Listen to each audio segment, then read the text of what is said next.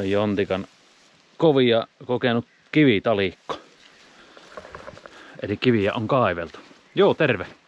Pikkusen meinasin tosiaan, että lannoituksia laitetaan nyt pyörimään kastelua ja lannoitusta tuohon mansikalle. Tulin tähän laittamaan nämä systeemit pyörimään. On täällä vähän vettä satanutkin, mutta tarvitsee vähän muutakin kuin pelkkää sadevettä. Taas sadevesi ei riitä. Siinä ei ole ravinteita.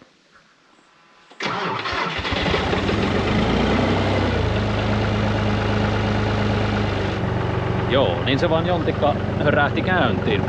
Semmonen hauska juttu, että mulla hävisi ei se ole hauska, mutta no on se vähän hauskakin aina kun hävittelee tavaroita, mutta multa hävisi kamerasta mikrofonin vastaan otin. Ja nyt kun tuli ihan muutama päivä sitten 3 vuotta tubettamista täyteen, eli 3 vuotta siitä kun latasin ensimmäisen videon YouTubeen, niin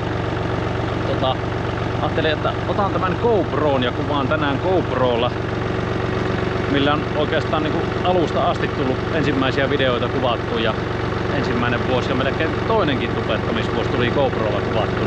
Tässä on oma mikki nyt siinä kameran yhteydessä. Kuvaillaan tällä, ainakin tämä video. Joo, sieltä avataan nyt ekaksi päähana, eli runkolinjalle. Tuossa on tuommoinen lamellisuodatin, tuossa on pumpun ja tämän välissä. Siitä lähtee sitten pellolle menemään. Eli sinne pellon päälle noin 700 metriä tulee matkaa. Parikymmentä metriä nousua. Nyt me voidaan tässä tehdä samalla tämmönen juttu, että me avaan tästä tätä hannaa. Ja koska meillä on parikymmentä metriä nousua, niin siellä on aika hyvä paine nyt sitten niin kuin takaisin päin tulossa.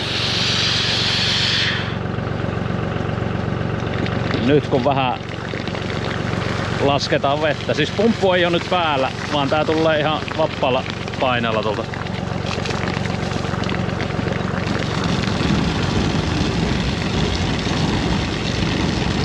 ...90 millistä runkolinjaa pitkin. Samalla saa tehtyä vähän semmosen niin kuin vastavirtahuuhtelun tuohon lamellisuodattimeen, eli tuohon.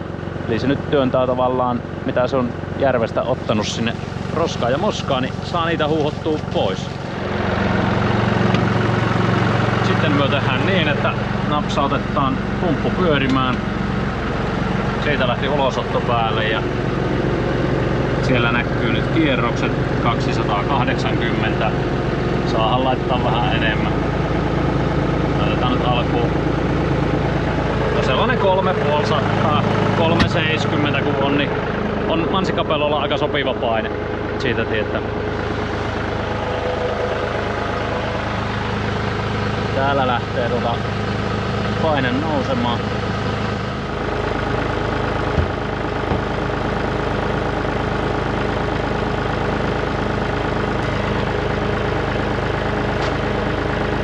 Eli typpe ja kaliumia. Kaliumi on vähän päässyt kivettymään, kovettumaan, mutta hienonnellaan vähän, niin kyllä se sitten tuolla vispilällä veden kanssa sekoittuu. Ja siellä on tuo kalsiniitti, niin siinä on typpä. Nyt on aika lailla ensi viikolla pääsato, niin alkaa olla käsillä, niin otetaan vielä viimeiset. Jaksaa loputkin marjat kasvaa.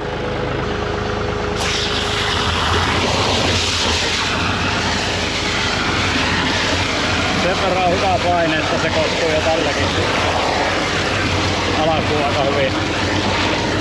Järvivesi on nyt lämmintä, niin 18 asteista sanoo meidän mökkivuokralaiset tänään.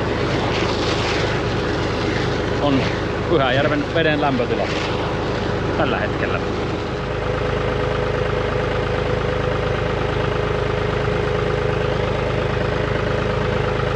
Tällä sitten sekoitellaan.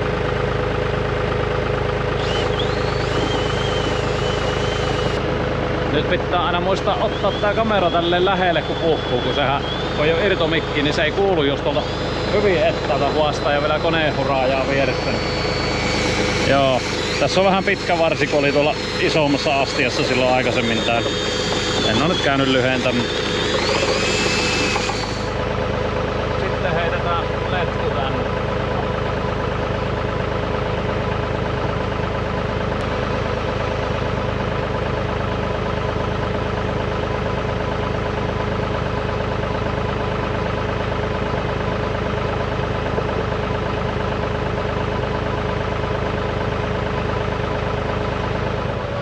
Joo, ne on nyt siinä. Siinä antaa lannoitteen mennä. Pikainen vilkaisu käydään tuossa pellolla pyörähtämässä, että tullooko sinne vesi ja näin. Ennen kuin lannoiteastia tyhjennää. Ja mä oon tosiaan aina silleen tehnyt, että kerta-annoksen tuohon, eli en jätä noita lannoitteita sitten järven rannalle tähän pyörimään, vaan syötetään ne kerralla peltoon. Ja ensi kerralla sitten tehdään uusi annos.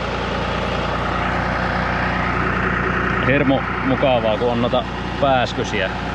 Kaikki halluis niitä pääskysiä. Pitäisi olla pääskysiä ja tehdään pesiä ja näin. Niin meillä niitä on kyllä ihan riesaksi asti. Vaikka ei ole mitään karjaa eikä tällaista. Aika kivasti meidän haukat lentelee siellä. Pelottihaukat.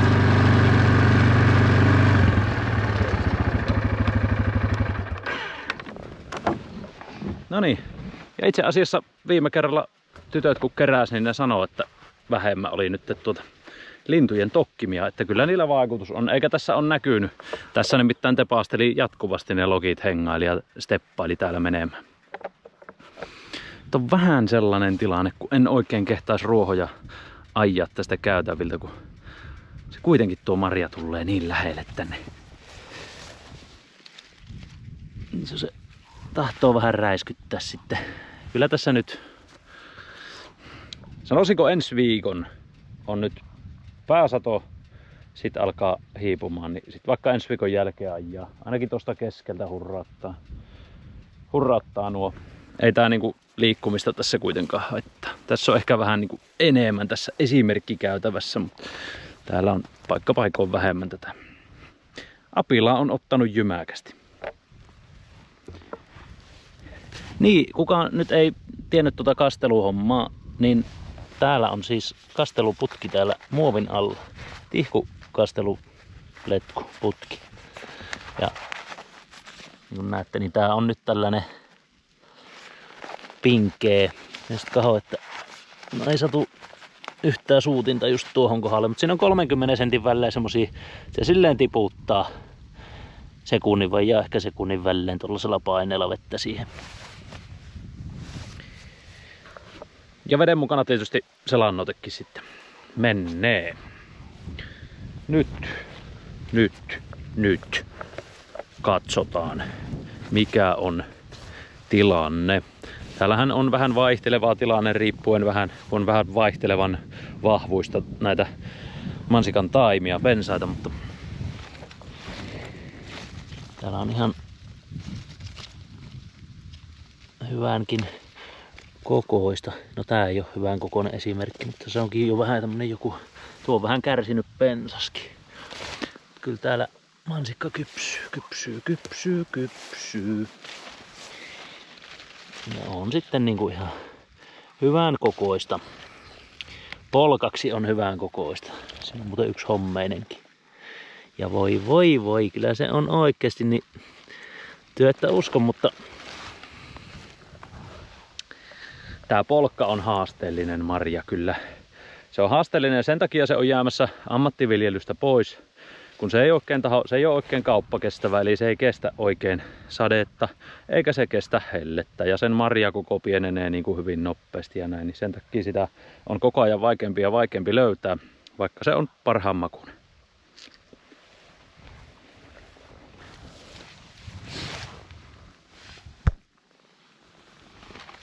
Joo, kyllä täällä kerättävää on. Mut niin, ne taimet oli tosi edullisia silloin viime vuosi sitten keväällä, kun nämä istutettiin. Ja sitä vartenhan minä sitten otin, kun me ajattelin, että aika edullisesti saadaan perustettuun. Ei ole silleen suuret kulut eikä sitä kautta sitten suuret riskitkään. Tiesin kyllä, että polkka on haasteellinen. Mutta joo, sille on myös kova kysyntä. Eli jos saat kauppakelpoista polkkaa, niin ihan varmasti löytyy ostajat. Ja vielä jos se on ilman torjunta-aineita kasvatettu, niin on hyvä. Nyt on esimerkiksi tässä niin on vahvoja pensaita ja näin. Niin täällä on iso hyvän kokoista marjaa. Tästä on nyt, onhan näitä jo siis useamman kerran kerätty, että kyllähän tältä on marjaa poistunutkin. Mutta hyvin äkkiä ne pillaantuu. Näitä joutuu sitten aina puhystelemaan. Ujui, mikä mollukka, ujui.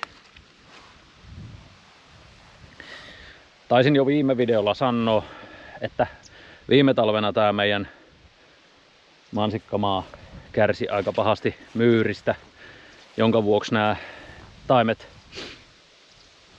taimien juuret tietenkin oli hieman ilmassa ja sitä myötä talvikin on niille aika haasteellinen.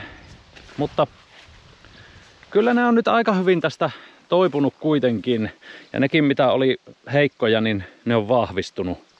On täällä niinku kuolleitakin jossain välissä, mutta niihin istutetaan vielä uudet tässä sitten satokauden jälkeen. Eli minä luulen, että nyt kun meillä on tosiaan tämä kasvusto vahvistunut tämän kesän aikana, niin sitten syksyllä mansikka luo hyvät kukka-aiheet, kun on vahvat pensaat. Ja jos talvi menee hyvin, niin ensi kesä voisi olla aika hyvää satokesää tälle maalle. Ja sen jälkeen se alkaa sitten pikkuhiljaa marjakoko pienenemään polkassa ja näin. Ja tämän kesän jälkeen nyt vähän täytyy muutenkin miettiä näitä kuvioita. Kyllä tätä on kuule tänä kesänä taas ajatellut, että oliko tässä mitään järkeä. Mutta se on vain elämää ja elämässä pitää kokeilla kaikenlaista. Siis se mitä on miettinyt, niin varmaan just tässä, että nyt on kuitenkin niinku työvoimaa on pitänyt palkata tähän. Olisi voinut toki olla palkkaamattakin, mutta kyllä se sitten kaikki niinku kitkemiset ja tämmöiset, niin sit se olisi jäänyt niin huonolle hoijolle, että joka tapauksessa niinku silleen ei kannata, kun itse ei kerkeä kitkemään kaikkea. Ja pakko siihen on palkata. Ja sitten täytyy arvioida, että kannattaako se vai ei.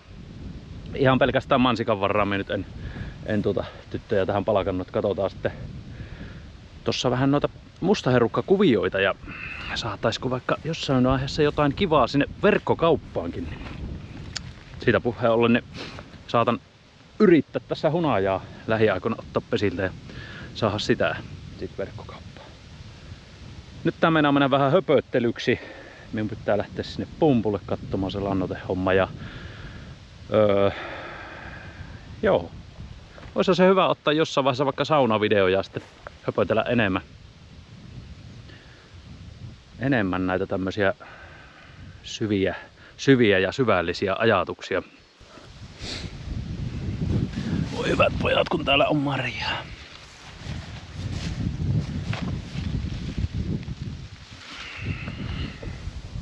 Ei vaan tässä oli nyt viikonloppuna, kun tytöt ei poiminut ja pakkohan tässä on pitää antaa heillekin vapaapäiviä tästä hommasta, vaikka ei ne halluisi, mutta tulee pikkusen kalliiksi muuten Lasselle, jos ei vapaapäiviä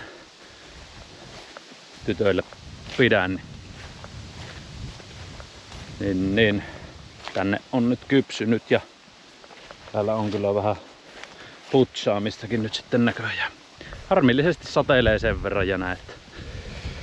Oho.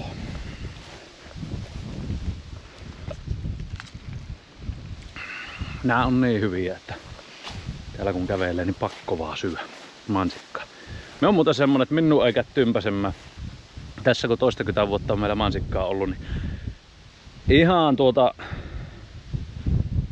koko kesän jaksaa syödä. Sitä ei siihen tympäy missään vaiheessa. Joka päivä oikein niinku mahaa pinkeen. Puolet varmasti on ruokavaliosta mansikkaa joka päivä. Vaan sehän on terveellistä. Joo, me lähdin sinne pumpulle. Pikkunen tämmönen video nyt tähänkin väliin. Ja oli ihan hauska kokeilla tätä GoProta.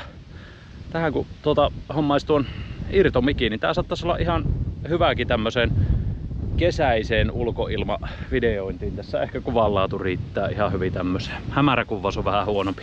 Joo, höpö. Ei kun kiitoksia vaan katselusta, niin palaillaan taas. Morjes.